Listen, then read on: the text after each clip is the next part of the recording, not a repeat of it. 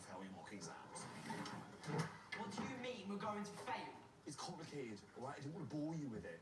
The important lesson here is for you to look for the positives in failure. Like, for example, my granddad. He suffered failure, lung failure, which meant that I inherited a Volvo. So remember that. Always look for the Volvo. Please up on Mr. Wickers. Out of school, we were allowed to call him Jack Whitehall. How are you, Jack? Very good, thanks for having me. Good. Hey, exciting news, because he's coming back for a Christmas special. Yeah. What can you tell us? Well, it's 10 years since the start of Bad Education, and Is we've it done 10 years? Yeah, 10 years. We started it A 10 years decade? ago. A decade. If You have can not believe aged it. a day. It's a lot of Botox. And so we've done this like reunion special. It's all the original class coming back to the school, and we see what they've been getting up to in the 10 years since they've been there. And it's the kind of swan song for my character, Alfie Wickers. Nice. Well, we're celebrating brilliant teachers this week, all this week. Now, you say there's one teacher in particular has helped you get to where you are today. Yeah, I had a great teacher. I went away to boarding school quite young because my parents were financially well off but emotionally bankrupt. And I was quite a nervous young chap at this boarding school, and there was a teacher that really helped me come out of my shell called Harry Hastings, who was the history and drama teacher, and he put me in my first ever school play. And he's a teacher that I kind of really remember as someone that inspired me when I was Yeah, young. everybody's got one, haven't they? It's lovely. Now, you have got a new podcast called Safe Space, and this is basically a collection of embarrassing stories, isn't it? Indeed, yeah. So as a stand-up comic, I've always felt that like when something embarrassing happens to me, I can go on stage and share it in front of an audience and sort of get it out there in the open, and I find that very cathartic. So I thought I'd offer that service to guests and listeners, that they can send in their most embarrassing stories, and by airing their dirty laundry, it might help them feel a little bit better about it. Yeah, nice. So who have you roped in, and was it difficult? Yeah, it was great. I had a great guest, Russell Howard.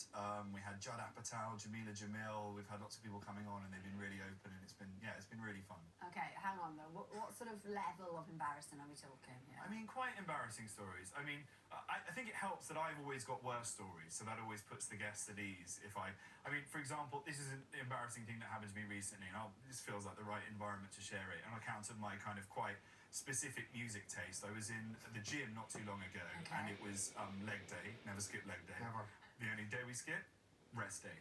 All about the gains. Right. Sorry, that hurt. I went in there and all the weights were occupied, so I picked an exercise bike in the corner. I get on the exercise bike, hoodie up, AirPods in, I fire up my Spotify, I'm playing some music, and then I realised that everyone is looking over at me, and I thought they were looking over to just admire, Quadzilla in full flow. But actually, I then dawned upon me that they were all smirking, and I realised, without my knowledge, that my AirPods weren't charged, and my phone was pumping out my music to the entire gym. And I was just there pootling along, oblivious, and my phone was, no matter what they do, no matter what they do. Looks of appreciation, of course. Of course. What great taste you It's have. the best. It's the best. Boyzone on the exercise bike, because you can use the key change to know when to sit up. That's it. I like it every time. Yeah, I like very it. good. Well done. Very good. Now, we asked our viewers, didn't we, to share some embarrassing stories, because that's what we're talking about. And Hannah West says this: my mother had taken me to church as a child, and everyone was putting money into the collection box.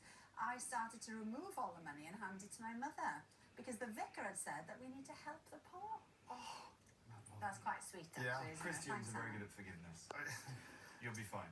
Daz says, once I got stuck in a public toilet for 45 minutes, no one was able to help me get out. In the end, I had to call 999, and the firefighters arrived with their flashing lights on to save me. Oh my God. It was so embarrassing, and what made it worse, I made the local news. Oh gosh, you did? Flushed with toilet rescue? I mean, that's great when you've got receipts like that as well. Will any of those make the Hall of Shame? I think the guy that got stuck in the toilet for 45 minutes and is in the local paper probably makes the Hall of Shame. That's a good one, isn't it? Now, we've got to clear something up. Yeah. You said in 2021 that you were going into retirement. Yes. As far as stand-up Yeah. was concerned. Yeah. Because, I mean, you've become, an actor and all the rest of it. But you've got some shows lined up.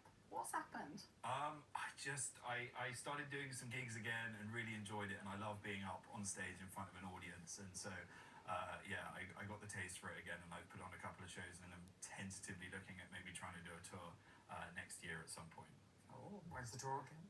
I haven't decided yet. I need to wait for Peter Kay to vacate the arenas years, because she's there for the next 2 years. But if there's ever a free date sometime in 2024 or 2025, then maybe I'll sneak in. Excellent. Good to hear. Well, thank you, Jack. You can listen to Jack Whitehall's Safe Space on Audible right now, and you can watch the first 3 series of Bad Education on BBC iPlayer. Now, this week,